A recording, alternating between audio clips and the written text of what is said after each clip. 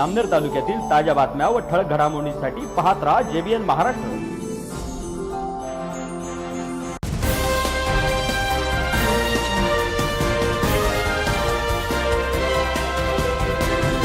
नमस्कार, मी ललिता गोपाळ। पाहूया काही ठळक वृत्त। जामनेर शहरातील कष्टकरी श्रमिक रोजंदारी करणाऱ्या कामगारांना कामगार नाक्यावर थांबण्यासाठी अधिकृत जागा नसल्याने त्यांची कुचंबणा होत आहे।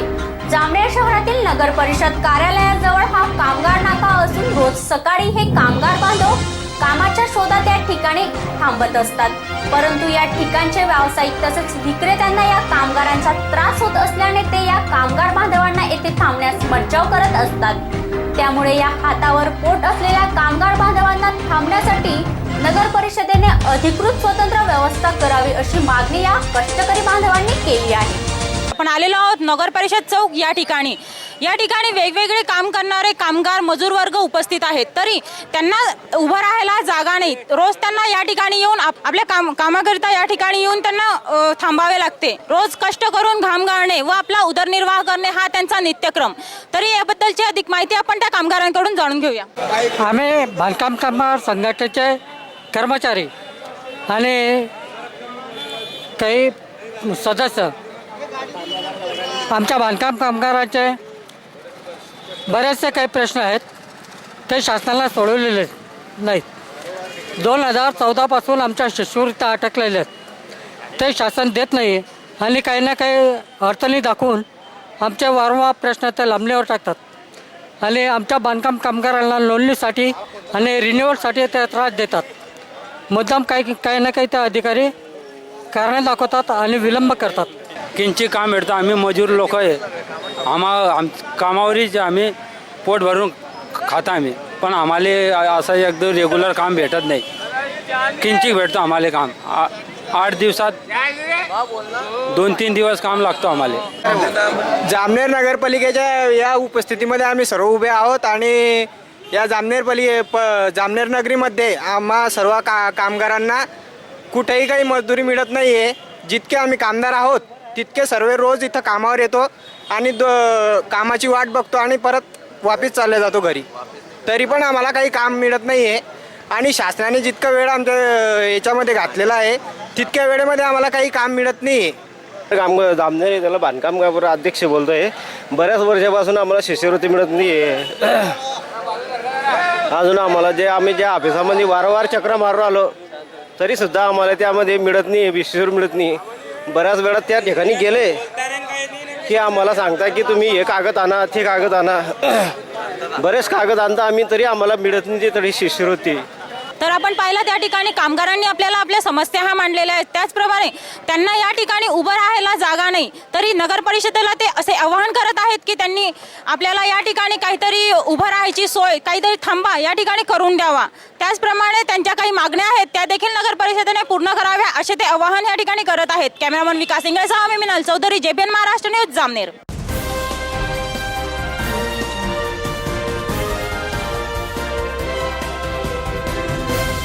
राष्ट्रवादी काँग्रेस पक्षाच्या स्थापना दिनानिमित्त नेरी येथील कार्यकर्त्यांच्या विद्यमाने भव्य कार्यक्रमाचे आयोजन करण्यात आले आहे। या प्रसंगी राष्ट्रवादी काँग्रेस पक्षाचे नेते तथा जिल्हा परिषद सदस्य संजय गरुड, प्रमोद नाना पाटील, प्रदीप भाऊ लोढा आदी मान्यवरांच्या हस्ते गुणवंत विद्यार्थ्यांचा सत्कार करण्यात आला।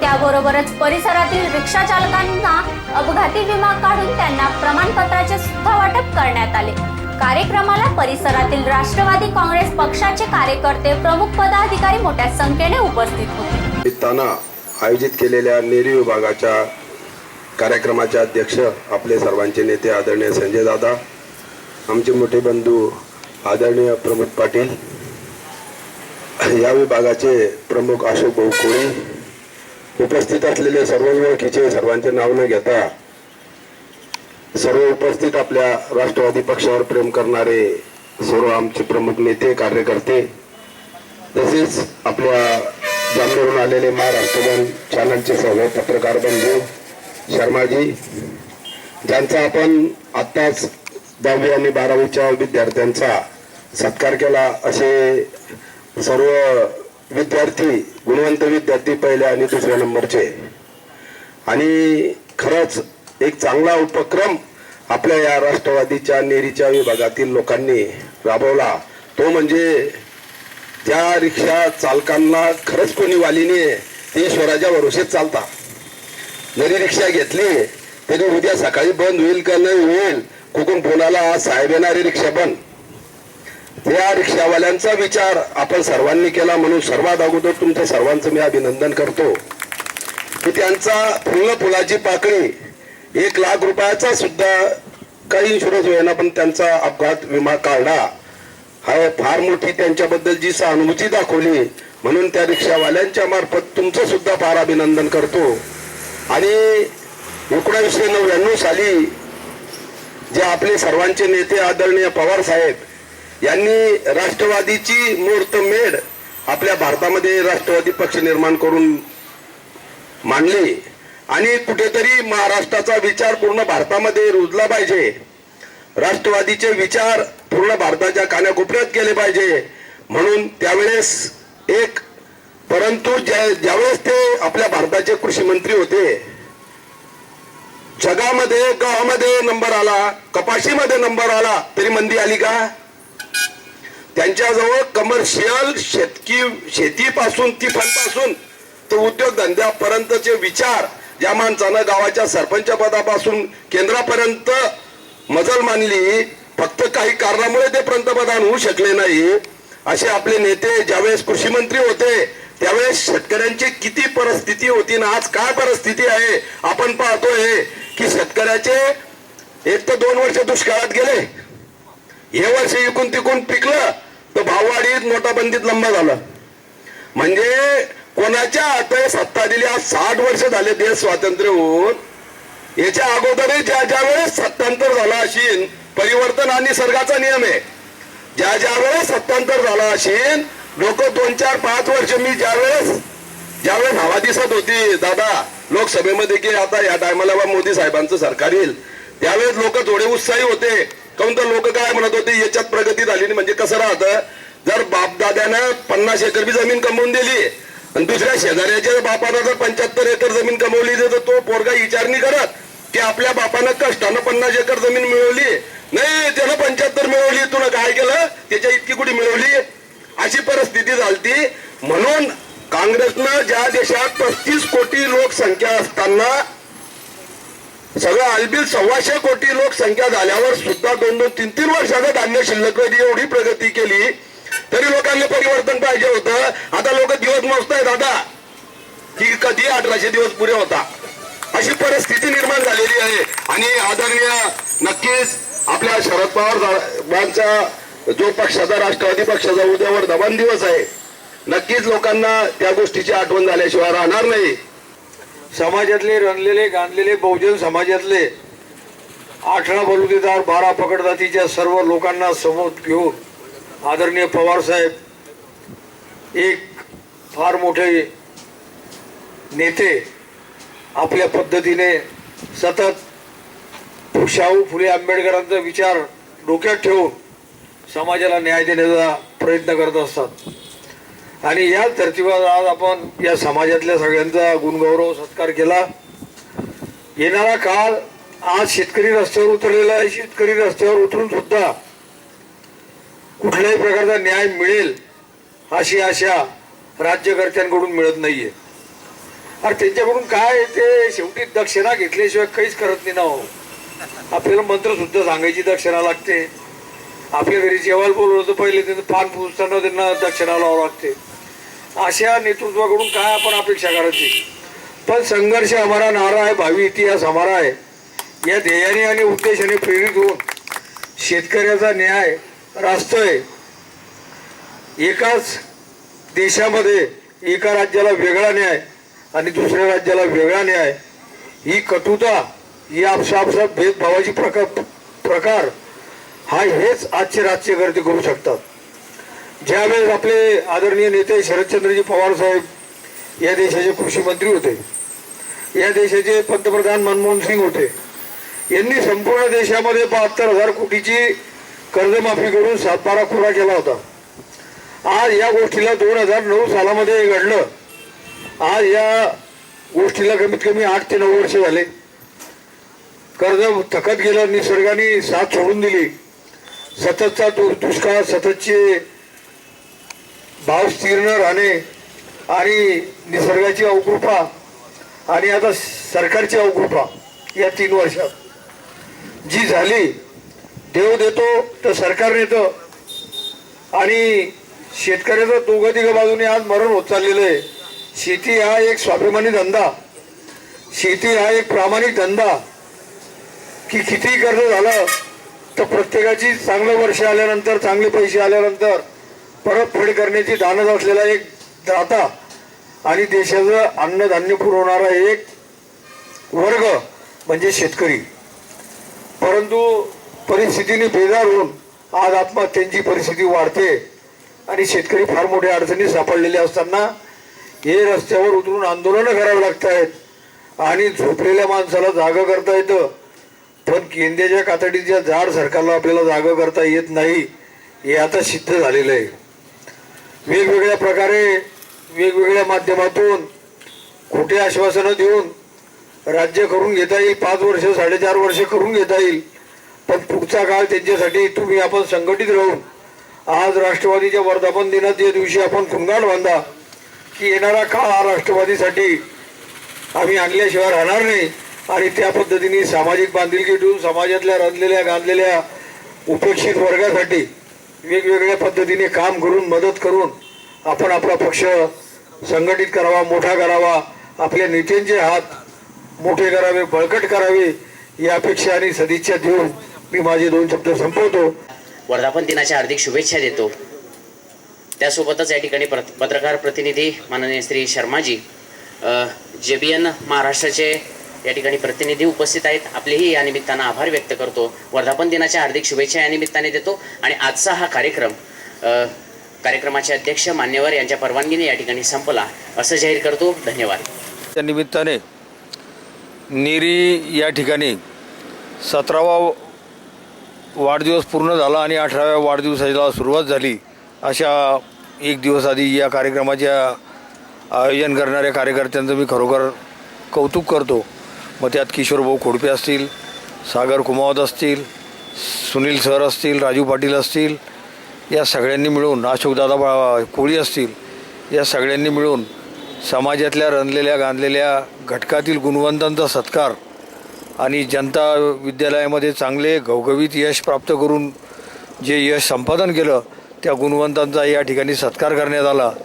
आणि जे रिक्षा चालक मोठी रिस्क घेऊन आपल्या प्रवाशांची ने-आण करत असतात अशा प्रवाशांसाठी सुद्धा 1 वर्षाचा 1 लाखापर्यंतच्या विम्याची जबाबदारी राष्ट्रवादी काँग्रेस पक्षाने घेऊन, कार्यकर्त्यांनी घेऊन ते सर्टिफिकेट्स वाटण्याचा अतिशय अभूतपूर्व असा कार्यक्रम आपल्या सगळ्यांच्या साक्षीने पार पाडण्यात आला.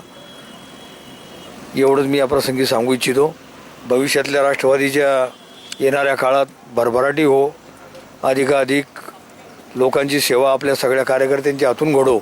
देशाचं नेतृत्व आदरणीय शरदचंद्रजी पवारसाहेब यांच्या हात बळकट कामी करण्यासाठी प्रत्येक कार्यकर्त्यांनी झटलं पाहिजे आणि पक्ष संघटना मोठी केली पाहिजे ही अपेक्षा व्यक्त करतो. आज नेरी येथे राष्ट्रवादी पक्षाच्या उद्या होणाऱ्या वर्धापन दिनानिमित्त कार्यक्रम आयोजित करण्यात आला. या कार्यक्रमाचे अध्यक्ष आदरणीय संजयदादा, प्रमोद नाना, अशोक भाऊ व या नेरी भागातील सर्व प्रमुख आमचे सर्व कार्यकर्ते व नेते, नक्कीच यांनी आज जो हा कार्यक्रम आयोजित केला हा गौरवास्पद आहे. जे गुणवंत विद्यार्थी आहे त्यांचा सत्कार, तसेच जे रिक्षा चालक आपली सर्व जोखीम घेऊन खेड्यापाड्यातल्या लोकांना नेण्याचं काम करत असतात त्यांचा जो 1 लाख रुपयाचा आकस्मिक ॲक्सिडेंटचा विमा उतरवला, हे अतिशय दोघी कामं या आमच्या राष्ट्रवादीच्या कार्यकर्त्यांनी अतिशय चांगली केली.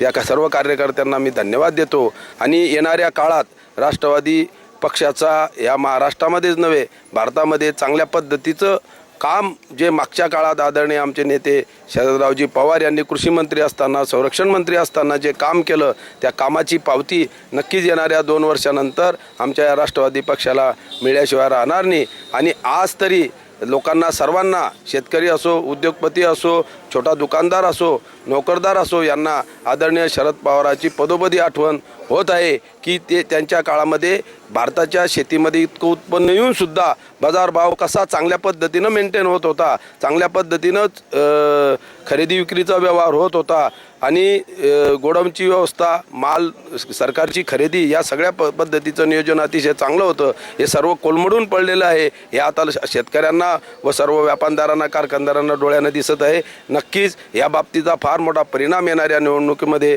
झाल्याशिवाय राहणार नाही आणि राष्ट्रवादी पक्षाची अशाच पद्धतीनं प्रगती होत राहो हीच परमेश्वराला प्रार्थना करतो. तर आपण पाहिलं आपल्याला या ठिकाणी या कार्यक्रमाबद्दलची संपूर्ण माहिती सरांनी दिलेली आहे. त्याचप्रमाणे राष्ट्रवादी काँग्रेस पार्टीचे कार्यकर्ते तसेच पदाधिकाऱ्यांनी या ठिकाणी हा कार्यक्रम मोठ्या उत्साहात पार पाडला. तसेच या वर्धापन दिनानिमित्त या ठिकाणी यावर्षी घवघवीत यश मिळालेले विद्यार्थ्यांचे स्वागत देखील या ठिकाणी केलेले. तसेच रिक्षा चालकांचे देखील या ठिकाणी विमे उतरवून सत्कर्म या ठिकाणी हे करण्यात आलेले आहे. कॅमेरामन विकास इंगळेसह मी मिनल चौधरी, जेबीएन महाराष्ट्र न्यूज, जामनेर.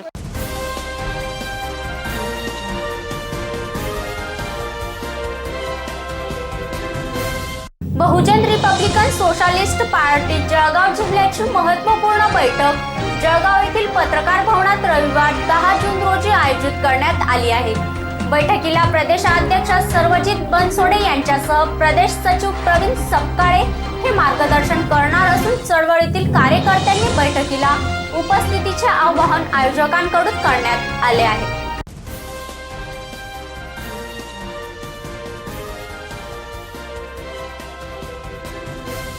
केंद्रीय सामाजिक न्याय आणि अधिकार विभागातर्फे जळगाव जिल्ह्यातील 2301 दिव्यांग बांधवांना केंद्रीय सामाजिक न्याय मंत्री नामदार रामदास आठवले, वैद्यकीय शिक्षण मंत्री नामदार गिरीश महाजन, सहकार राज्यमंत्री नामदार गुलाबराव पाटील या मान्यवरांच्या हस्ते विविध उपकरणांचे आज वितरण करण्यात आले. जळगावात पार पडलेल्या आजच्या या कार्यक्रमाला मुख्यमंत्री देवेंद्र फडणवीस मात्र उपस्थित नव्हते. मान्यवरांच्या हस्ते विविध अत्याधुनिक 4082 उपकरणांचे मोफत वाटप यावेळी जिल्ह्यातील दिव्यांग बांधवांना करण्यात आले आहे. कार्यक्रमात केंद्रीय सामाजिक न्याय मंत्री नामदार रामदास आठवले यांनी त्यांच्या नेहमीच्या खुमासदार शैलीत उपस्थितांना मार्गदर्शन केले.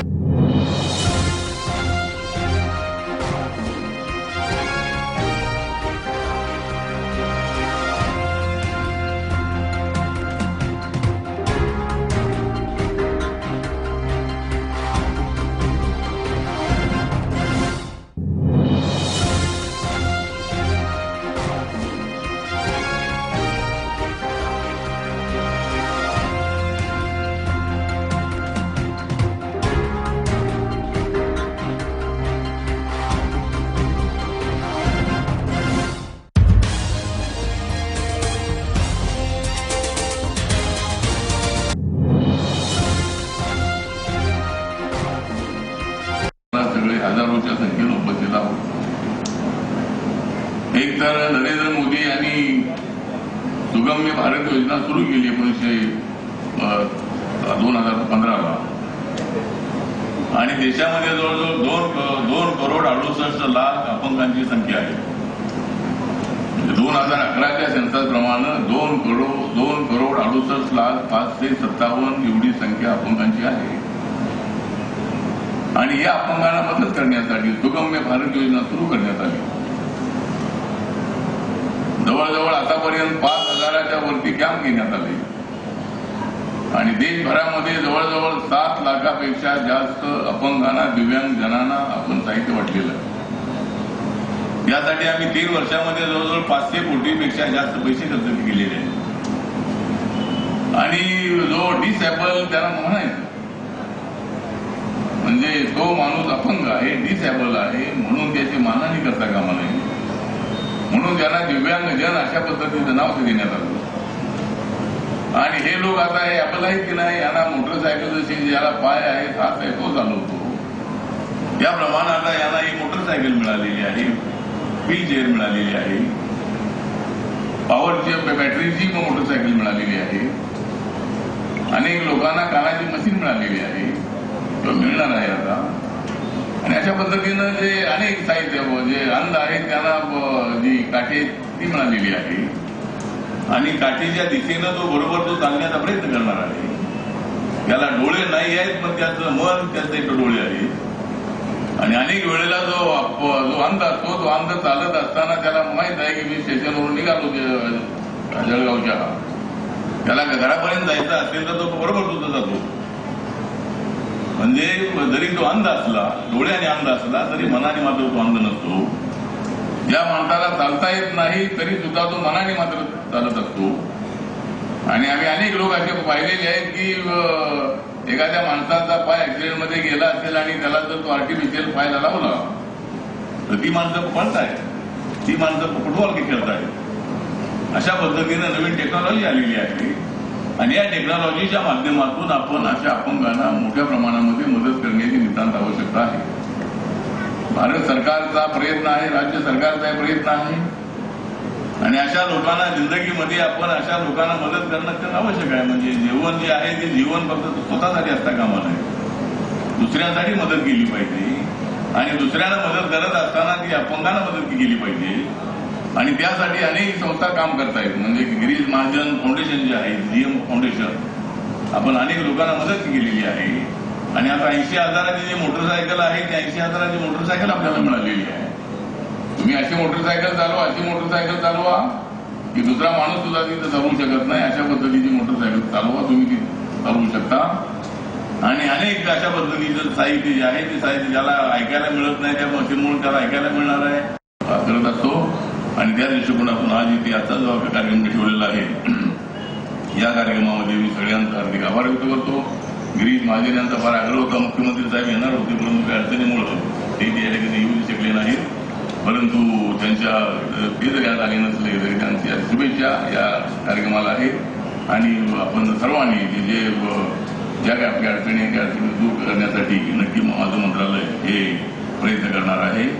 त्यामुळे मी शेवटी जाता तेवढं सांगतो की जेव्हा मी वंदन करतो दिव्यांग जना, जेव्हा मी वंदन करतो दिव्यांग जना, तेव्हा समाधान मिळते माझ्या मना. जेव्हा मी वंदन करतो दिव्यांग जना, तेव्हा समाधान मिळते माझ्या मना. दिव्यांगांना मदत करण्याचा असावा तुमचा बाणा, दिव्यांगांना मदत करण्याचा असावा तुमचा बाणा. मजबूत करूया आपण दिव्यांग जना. हे सर्व दिव्यांग जनांना मदत करण्यासाठी आपण सगळ्यांनी प्रयत्न केला पाहिजे आणि त्यांच्या मनामध्ये अशा पद्धतीची भावना असता कामा नये. ती भावना काढून टाकण्यासाठी समाजातल्या सर्व लोकांनी, पालकांनी पुढे यायचं आहे आणि इतर लोकांनी, इतर संस्थांनी आणि इतर लोकांनी सुद्धा अशा लोकांना मदत करायची आहे. आणि त्यांच्या जीवनामधला जो अंधार आहे, त्यांच्या जीवनातलं जे दुःख आहे, त्यांच्या जीवनामध्ये ज्या अडचणी आहेत त्या दूर करण्यासाठी आपण जर आपला मदती साथ दिला तर या लोकांना समाधान मिळणार आहे. आणि हे काम आपण सगळेजण करत आहात. त्याबद्दल मी आपल्या सगळ्यांचा हार्दिक आभार व्यक्त करतो. गिरीश महाजन यांचा हार्दिक आभार व्यक्त करतो की आपलं फाउंडेशन जे आहे ते फाउंडेशन अत्यंत चांगलं काम करत आहे. आणि एक अपंग आहे त्यांनी जवळजवळ 80 वेळेला 100 वेळेला काय नव्हतं गोसावी, आणि गोसावी जो आहे तो अपंग आहे पण त्यांनी 100 वेळेला रक्तदान दिलेलं आहे. म्हणजे रक्तदान जीवनामध्ये दिलेलं म्हणजे एखादा अपंग माणूस आहे तो आणि अपंग असताना सुद्धा त्यांनी 100 वेळेला रक्त दिलेलं आहे. आणि अजून आपल्याला रक्त देण्याची आवश्यकता आहे. म्हणजे भविष्यामध्ये काय पाकिस्तानवरून युद्ध होते काही सांगता येत नाही, त्यामुळं म्हणजे कधी काय होणार आहे काय सांगता येत नाही. परंतु अशा पद्धतीनं आपल्या जीवनामध्ये रक्तदान हे सर्वश्रेष्ठ दान आहे आणि दुसऱ्याला जीवदान देणं म्हणजे रक्तदान म्हणजे दुसऱ्याला जीवदान देण्यासारखं आहे. त्यामुळे अपंग आणि गोसावींनी 100 वेळेला रक्तदान केलेलं आहे, एक अभिमानाची गोष्ट आहे. त्यामुळे मी त्याच्यातही या ठिकाणी आभार व्यक्त करतो. ज्यांनी या कार्यक्रमाला सहकार्य केलेलं आहे त्या सगळ्यांचा हार्दिक आभार व्यक्त करून माझे 2 शब्द संपवतो. जय भीम, जय भारत, जय महाराष्ट्र.